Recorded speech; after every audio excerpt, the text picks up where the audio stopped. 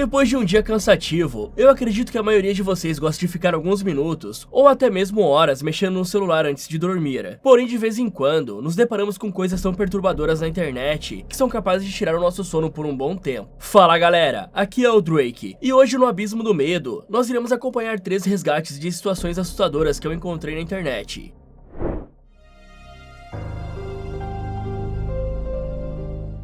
É incrível e assustador como segundos podem mudar completamente uma vida, e um pequeno descuido pode se transformar em tragédias, ou em momentos tão tensos que é difícil conseguir se imaginar passando por uma situação dessas. Foi o que aconteceu com Jessica McClure, que viria a ficar conhecida como o bebê no poço. Era pra ser apenas mais uma manhã comum no quintal da casa da sua tia naquele dia 14 de outubro de 1987, em Midland, no Texas, com algumas crianças brincando e se divertindo juntas. Tudo parecia muito tranquilo, quando o telefone da casa tocou, e a sua mãe, Cissy, que tinha 17 anos na época, deixou a supervisão da filha para ir atender. Mas mesmo que ela não tivesse saído dali, o que aconteceu era impossível dela ter impedido. Isso porque, segundos depois que entrou, a mãe da Jéssica ouviu todas as crianças gritando, então voltou correndo para ver o que tinha acontecido para apavorar os pequenos. E logo depois descobriu que a sua filha de apenas 18 meses tinha caído em um poço. A menina escorregou e ficou presa a mais de 6 metros de profundidade, em um espaço de 20 centímetros de diâmetro, o que é extremamente apertado. Então Cissy ficou desesperada e correu para ligar para as autoridades para que pudessem salvar a sua filha. Quando os bombeiros e oficiais chegaram, o que parecia ser uma missão de resgate simples, logo se revelou uma batalha contra o tempo. Isso porque não era simples conseguir resgatar a menina, já que ela tinha caído com a perna para cima, com o pé ficando acima da cabeça, o que tornava impossível que simplesmente jogassem uma corda para puxá-la de alguma forma. Sem contar que a Jéssica só tinha 1 ano e meio, então também não entendia completamente a situação em que estava, e só chorava por conta da dor que estava sentindo, o que podia ser escutado por todos presentes no local. Assim, a ideia foi de cavar o solo para resgatá-la, criando um buraco com a mesma profundidade até que chegassem na menina. E para isso, precisavam de um maquinário pesado. Foi quando a equipe de resgate conseguiu acesso a escavadores, que eram equipamentos de perfuração normalmente utilizados na indústria do petróleo. O problema é que o solo ao redor do poço era composto por rochas extremamente duras, o que tornava a perfuração lenta e arriscada. Além disso, o maquinário não tinha sido projetado para esse tipo de operação delicada. Então, o risco de causar um colapso e ferir ainda mais a menina era grande demais. Diante disso, um engenheiro foi chamado para assumir, e com ele veio uma nova abordagem: o uso de uma tecnologia que até então era inédita em operações de resgate: o corte com um jato de água pressurizado, uma técnica que permitia perfurar com mais precisão, controlando melhor os danos ao redor. E em pouco tempo, era um verdadeiro exército de resgate, trabalhando dia e noite sob pressão e sob os olhos atentos das câmeras de TV, que já transmitiam tudo em tempo real para milhões de pessoas. Porque nesse momento, diversos jornais já acompanhavam o caso, onde a Jéssica estava presa por várias horas, em uma posição completamente desconfortável e machucada. E os Estados Unidos inteiro assistia aos momentos tensos, onde a cada milímetro de terra que era removido era um passo a mais à esperança de conseguirem salvar a vida da pequena Jéssica. E para se ter noção, era necessário que tudo fosse feito com o máximo de cuidado, então a demora era inevitável, por mais que todos estivessem apressados para chegar até ela. Por mais de 40 horas, a Jéssica ficou sozinha em um local extremamente apertado, sem nem conseguir comer, e mesmo assim, enquanto todos se esforçavam, era possível ouvir a voz fraca dela cantando a música do tema do Ursinho Pooh, um momento que partiu o coração dos socorristas, mas também dava certeza de que ela estava viva e que não podiam desistir. Até que finalmente foi possível abrir o túnel vertical com a mesma profundidade e paralelo ao poço, que levaria até onde a Jéssica estava presa, como está sendo mostrado nessa simulação feita pelo canal Zack The Films. Primeiro, um empreiteiro de telhados chamado Ron Short, que nasceu sem a sua clavícula, ofereceu sua ajuda para descer e abrir o acesso lateral para pegar a menina. Isso porque ele conseguia encolher os ombros o suficiente para trabalhar em um espaço apertado, mas isso não deu certo. Então, o paramédico Robert O'Donnell decidiu entrar, mesmo que sofresse de claustrofobia, lutando contra o seu maior medo para conseguir resgatar a bebê Jéssica. E em sua primeira tentativa ele não conseguiu, mas depois de 20 minutos, ele tentou outra vez. Foram 58 horas sem interrupções no trabalho, com muitas pessoas envolvidas, 2 dias e 2 noites de pura tensão, sem dormir e sem margem para o erro, porque qualquer erro poderia ser fatal. Até que às 19h56, de 16 de outubro de 1987, ela foi retirada viva do poço. Nas imagens é possível ver o momento em que o Robert é erguido trazendo com ele a Jéssica, que estava coberta de poeira e desidratada, mas respirando, o que faz todos aplaudirem o resgate bem sucedido. Nessa hora, um dos fotógrafos que acompanhavam tudo era Scott Shawn, que tirou uma foto que chegou a ganhar o prêmio Pulitzer 2 anos depois, onde mostra a menina enrolada em um cobertor e cercada por todos aqueles que lutaram para salvar a sua vida. Quando a Jéssica caiu no poço, ninguém imaginava que o mundo inteiro acompanharia cada momento do resgate, mas foi exatamente isso que aconteceu. Durante todas as 58 horas, as grandes redes de televisões americanas americanas interromperam as suas programações para transmitir ao vivo cada minuto de angústia do caso. Então, quando ela surgiu com vida, sua história já tinha comovido não só todo o país, como também o mundo. A menina foi encaminhada para o hospital, onde passou por mais de 15 cirurgias, porque no momento em que caiu, ela acabou cortando o dedo, e graças à posição em que estava e à falta de cuidados, o seu pé direito acabou gangrenando e precisou ser reconstruído, com o dedo infelizmente sendo amputado no processo. Ainda assim, o estado geral dela foi considerado um milagre, e para se ter noção, o presidente da época, o Ronald Reagan, chegou a ligar para ela no hospital, para contar que todos haviam se tornado madrinhas e padrinhos dela enquanto o resgate acontecia. Além disso, George W. Bush, que na época era vice-presidente, foi junto da sua esposa para visitá-la. Então, todos os olhares continuaram voltados para a menina, que recebeu tantas doações de pessoas comovidas com a história, que chegou à quantia de $1 milhão,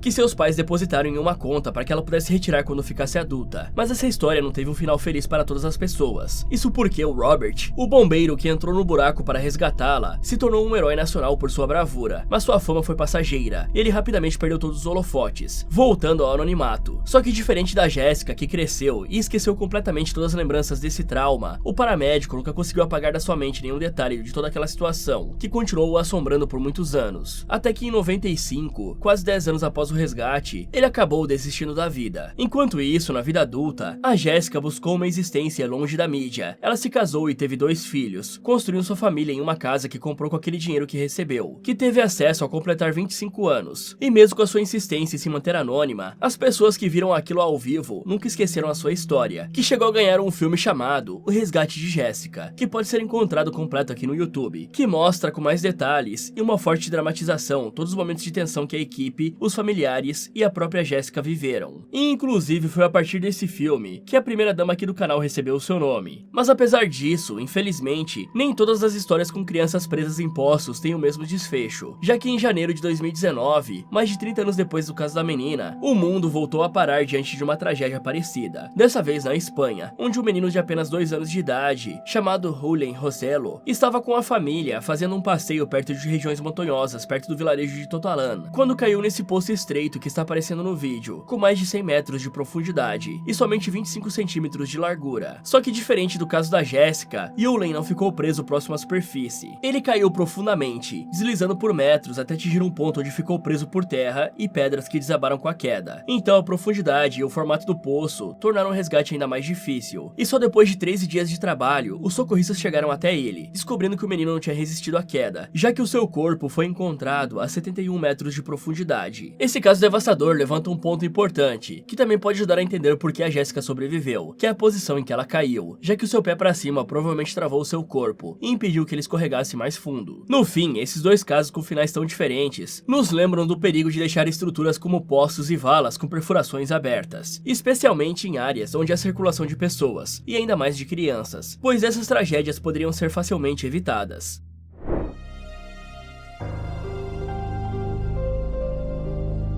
Era 1971, e o aeroporto de Lima, no Peru, estava cheio de passageiros apressados dos saguões, empurrando suas malas, desejando boas festas e embarcando em suas respectivas rotas para o feriado, em um típico cenário de véspera de Natal, para quem queria chegar logo ao destino e aproveitar a ceia em família.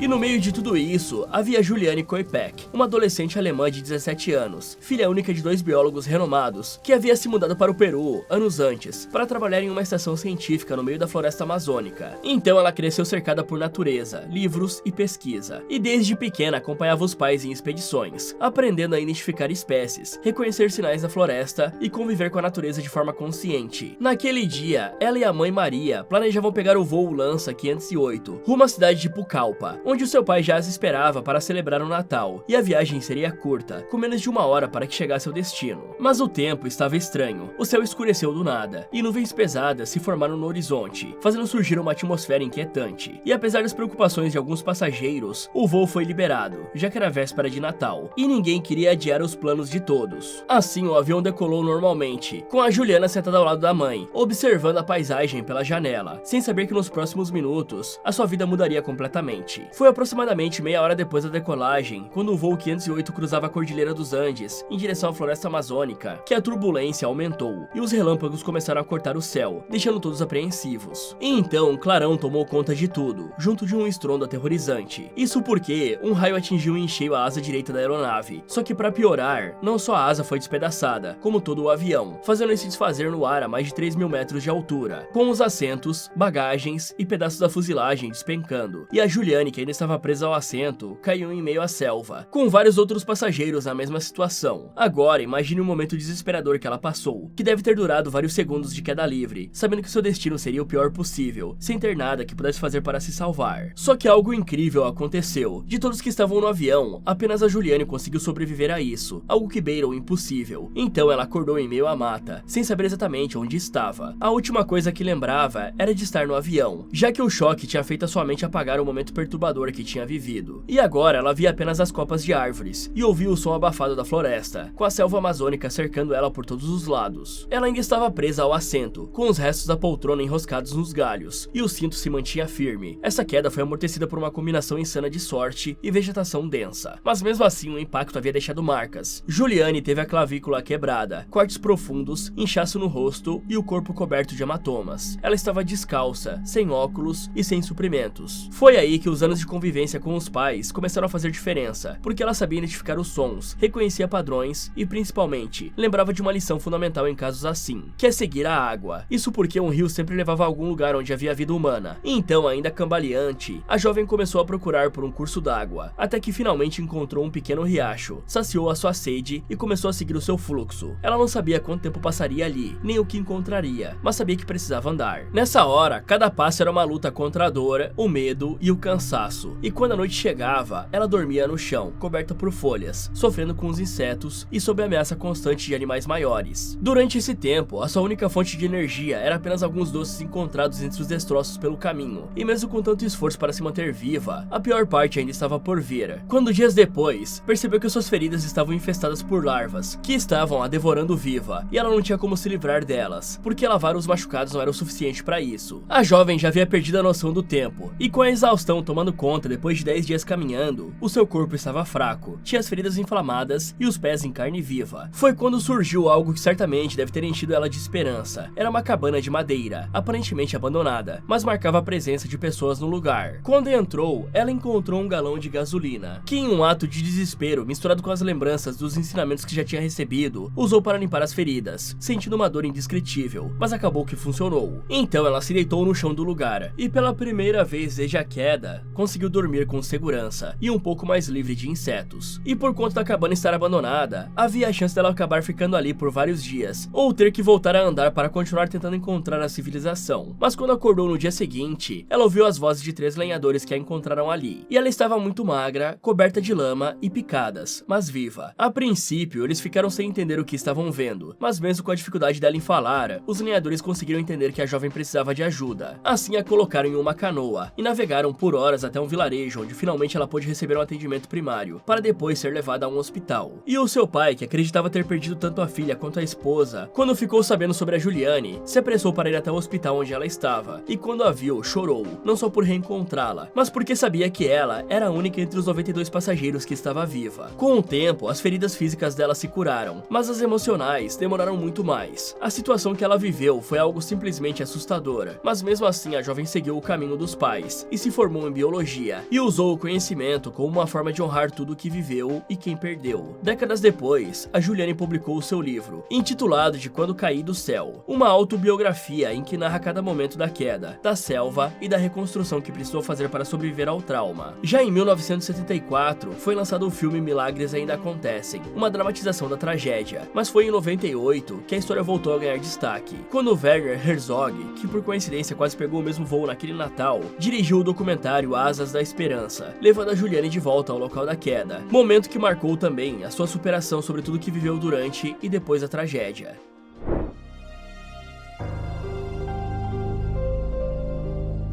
Na madrugada do dia 26 de maio de 2013, o mar da costa da Nigéria parecia calmo, e tudo indicava mais uma noite comum no Golfo da Guiné. Mas a cerca de 30 quilômetros da costa, algo perturbador estava prestes a acontecer. Um dos envolvidos era Harrison Okene, um cozinheiro de 29 anos, que estava a bordo do rebocador Jascon 4, uma embarcação que prestava suporte a plataformas de petróleo na região, e aquele parecia ser apenas mais um dia de trabalho. Então, como fazia todas as madrugadas, Harrison acordou cedo, por volta das 4h30, para preparar o café da manhã para a tripulação. Ele desceu até o banheiro da sua cabine, descalço e vestindo apenas a cueca, quando um estrondo sacudiu a estrutura do navio. Uma corrente marítima poderosa tinha atingido o Jascon 4, com uma força suficiente para desestabilizá-lo completamente. Então foi questão de poucos segundos para o navio virar de lado e começar a afundar, sendo engolido pelas águas profundas do Atlântico. A maior parte dos 12 tripulantes ainda dormia nessa hora, e nenhum deles teve tempo de escapar, exceto Harrison, que ainda estava dentro do banheiro, e foi arremessado pela força da água que invadia a embarcação e arrastado pelos corredores escuros, batendo contra as paredes, até ser jogado para dentro de uma cabine. A essa altura, o navio já havia afundado completamente, chegando ao fundo do mar a 30 metros de profundidade, com o Harrison preso ainda tentando entender o que havia acontecido. Então, por instinto, ele se agarrou ao que podia e começou a chamar pelos seus colegas, gritando os nomes dos companheiros de bordo, tentando ouvir alguma resposta, mas nenhuma palavra foi falada de volta. Ele estava em uma bolha de oxigênio que havia se formado no teto da cabine, um fenômeno raro, mas possível de acontecer em naufrágios desse tipo. E para entender como isso é possível, imagine o seguinte: quando o navio começa a afundar rapidamente, ele carrega consigo todo o ar que estava no seu interior, e esse ar, por ser mais leve do que a água, tende a subir. Mas no caso do Jascon 4, conforme o navio afundava e se enchia de água, o ar que estava preso em compartimentos fechados, como a cabine onde o Harrison foi lançado, foi empurrado para os pontos mais altos desses espaços, e acabou ficando aprisionado no teto da cabine, formando o que é popularmente conhecido como bolha de ar. Então essa bolha, na prática, se tornou uma espécie de cúpula invisível de sobrevivência, onde dentro dela, o oxigênio permitia que o cozinheiro respirasse, mesmo no fundo do mar. E é importante dizer que esse tipo de fenômeno não é infinito, porque o oxigênio é limitado, e com o tempo ele começa a se esgotar. E é aí que entra mais um fator que torna a história ainda mais impressionante, já que além de suportar a pressão, o frio e o escuro, ele teve que sobreviver com uma quantidade de ar que não duraria muito tempo. A ciência explica que o tamanho da bolha, a temperatura da água, a umidade do ambiente e até o ritmo da respiração da pessoa influenciam diretamente no tempo que esse oxigênio pode durar. E o homem, sem saber de nada disso, fez o que poucas pessoas em um ambiente tão desesperador faria: se manteve calmo. A temperatura da água era quase congelante e seu corpo tremia sem parar, e a umidade constante fazia sua pele enrugar, até seus dedos começarem a perder a sensibilidade. Ele não tinha como saber quanto tempo já havia passado, mas tinha uma certeza, a de que não podia dormir, porque se fizesse isso, talvez não acordasse mais. Assim, para manter a sanidade, ele começou a cantar hinos religiosos, que aprendeu na infância. Rezou, chorou e até riu de nervoso diante dessa situação tão improvável. Além disso, de tempos em tempos, ele batia contra o casco do navio, mas não porque achava que alguém ouviria, mas porque precisava escutar algum som que não fosse a própria respiração. A fome começou a bater, mas a sede era pior. Ele até mesmo chegou a pensar em beber a água do mar, mas sabia que isso seria o seu fim definitivo. E mesmo quando a sua esperança começava a desmoronar, o cara repetia para si mesmo que conseguiria sair dali. Enquanto isso, no mundo acima, a busca pelos tripulantes desaparecidos havia começado. Já tinham se passado 3 dias do naufrágio, e uma equipe de mergulhadores da empresa DCN Global foi enviada para vasculhar os destroços e recuperar os corpos.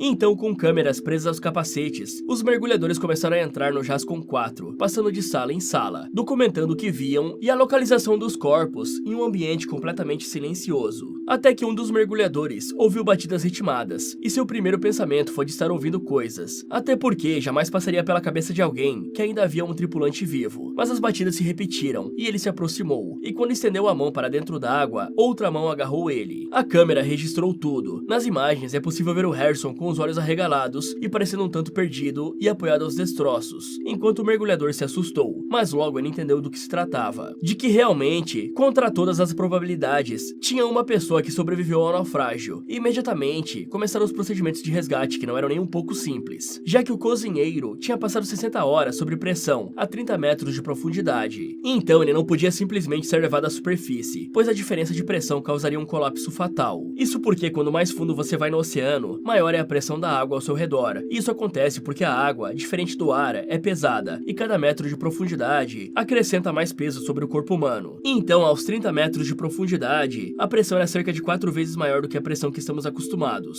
Agora imagine o caso do Harrison, que passou quase 3 dias inteiros acostumado àquela pressão, adaptando-se lentamente nessa condição anormal. Se ele fosse puxado rapidamente para cima, como alguém saindo correndo de uma piscina, o resultado poderia ser devastador. E esse fenômeno é conhecido como barotrauma, ou mais popularmente como a doença da descompressão, onde o que acontece é que sob a alta pressão, o nitrogênio presente no ar que respiramos se dissolve nos tecidos do corpo em maior quantidade. E se a subida à superfície for feita de forma abrupta, esse nitrogênio começa a se expandir e formar bolhas dentro do corpo, algo muito semelhante ao que acontece quando você abre uma garrafa de refrigerante e ouve o gás saindo de uma vez só. Por isso, o resgate do Harrison teve que ser realizado com extrema cautela, então ele foi equipado com um traje de mergulho, e a equipe fez uma subida lenta e controlada, onde a pressão pudesse ser ajustada gradualmente, como um mergulhador profissional faria. E foi só quando viu a luz do dia que o cozinheiro desabou, aliviado de estar vivo, mas com a tristeza de ser o único sobrevivente, perdendo todos os seus amigos e companheiros de bordo. Só que o trauma não terminou no resgate, porque nas semanas seguintes, ele acordava à noite achando que estava preso no navio, sentindo todo aquele desespero de estar isolado sozinho no fundo do mar, com a incerteza de ser resgatado ou acabar não resistindo. Em contrapartida, os vídeos que mostraram seu resgate receberam milhões de visualizações em poucos dias, assim como os vídeos de algumas entrevistas que ele deu, contando sobre como tentou se manter calmo diante da situação que enfrentou.